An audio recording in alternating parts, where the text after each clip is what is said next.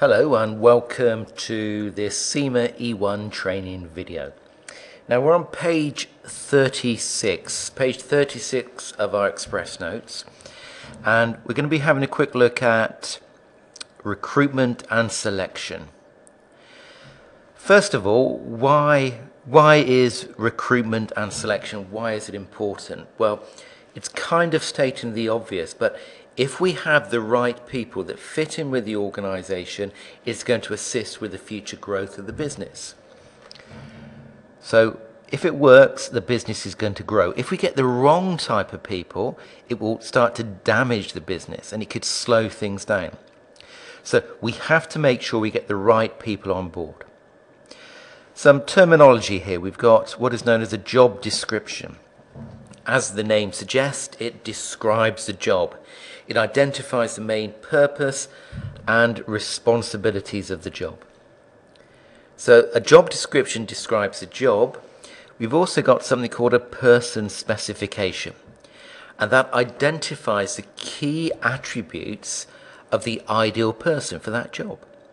And Rogers' 7-point Bad Pigs plan is a useful tool. Bad Pigs is quite a well-known mnemonic. Bad Pigs. Background, achievements, disposition. What's the type of person that means? Physical, interest, general intelligence, and special aptitudes. So, Bad Pigs is a useful mnemonic to remember how do we identify the person specification for the type of person that would be ideal for that job. Okay, if we move on to the various selection methods that are applicable or that are present. We've got application forms, we've got a CV, selection interviews, assessment centres. Each of these have their own advantages and disadvantages, and it's not necessarily saying that one is better than another. Application forms, for example, an advantage of that is that the company can design the application form, and it could be easier to compare different applicants. An advantage of a CV is it enables an individual to be able to show themselves in the best possible way, to highlight certain attributes they want to highlight. A selection interview is very important. It enables face-to-face discussion. It enables somebody to get to know the person a bit better rather than just to read about them on an on an application form or a CV. An assessment centre is where an individual will go to an assessment centre and can be tested in a number of ways. It can be an interview, it can be IQ tests, it can be presentation skills tests. An advantage of an assessment centre is that you can look into a lot of detail on a particular individual. A disadvantage, though, is obviously the cost and time involved in an assessment centre. The next thing we've got equal opportunities. Now, what equal opportunities is in effect saying is that organisations should not discriminate on the basis of age, sex, race or religion. You know, why shouldn't organisations discriminate? Well, first of all, it's morally wrong to discriminate according to a person's race, gender or religion or age. But also, if they did discriminate, they would probably miss out on some potentially very good quality people. So organisations should have a policy of equal opportunities.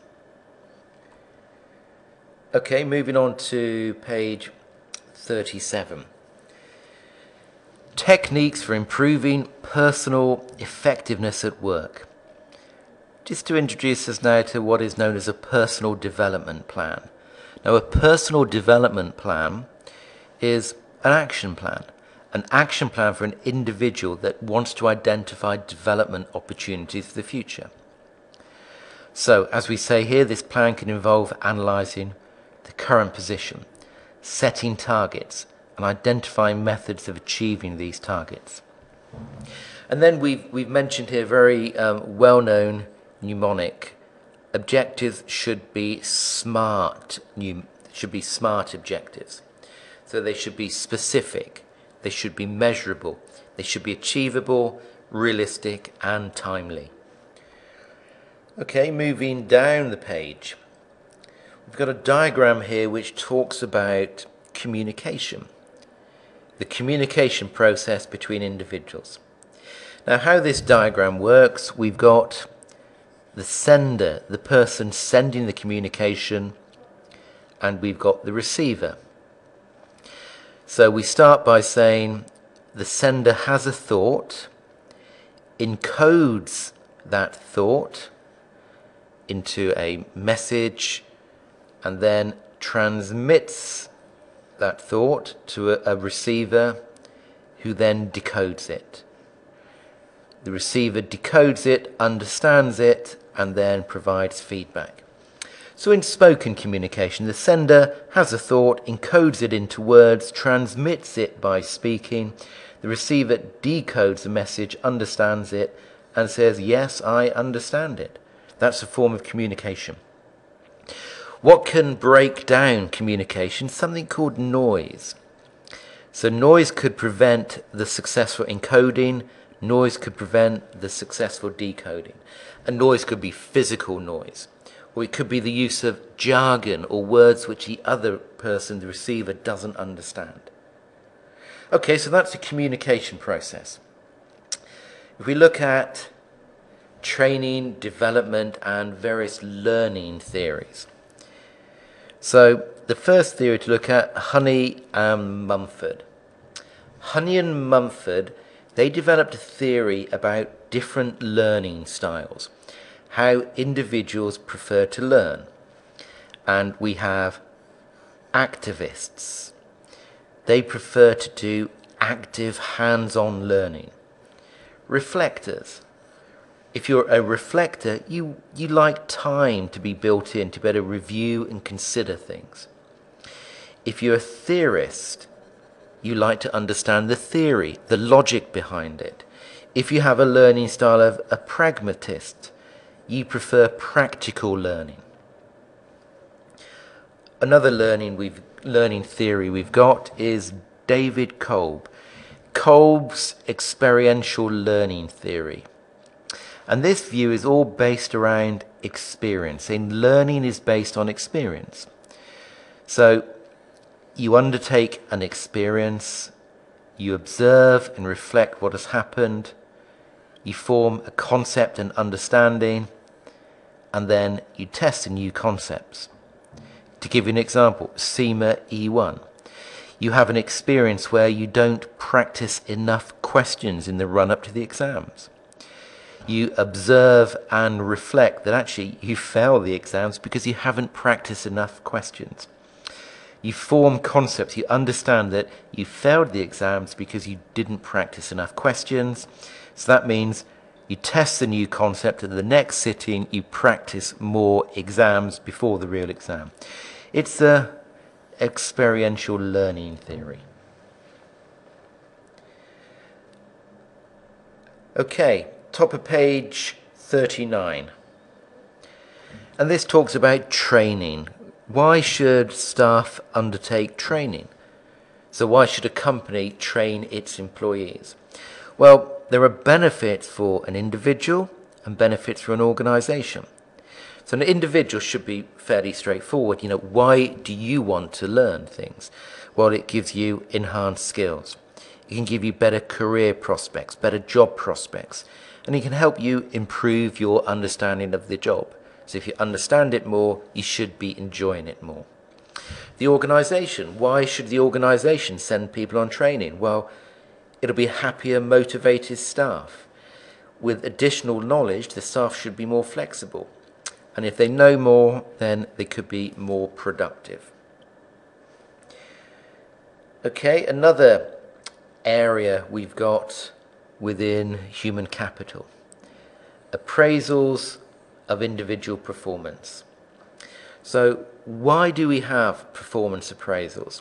Well, performance appraisals are important as they aim to improve the efficiency and effectiveness of the organisation's performance.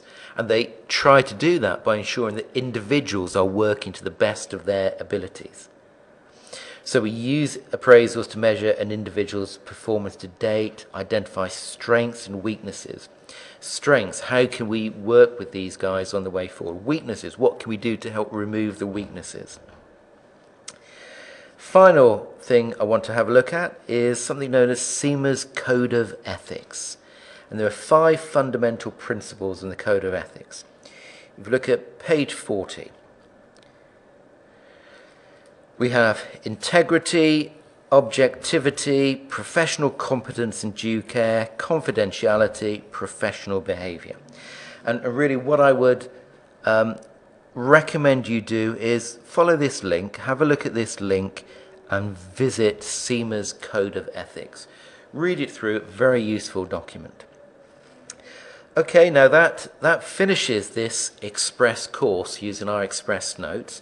Thank you very much for listening, and what I would ask is that if you've got any questions, if you've got any suggestions on what we could do in the way forward, then please do send us an email. If you can send the email to info@theexpgroup.com. So any thoughts, any suggestions for the way forward, we would love to hear from you.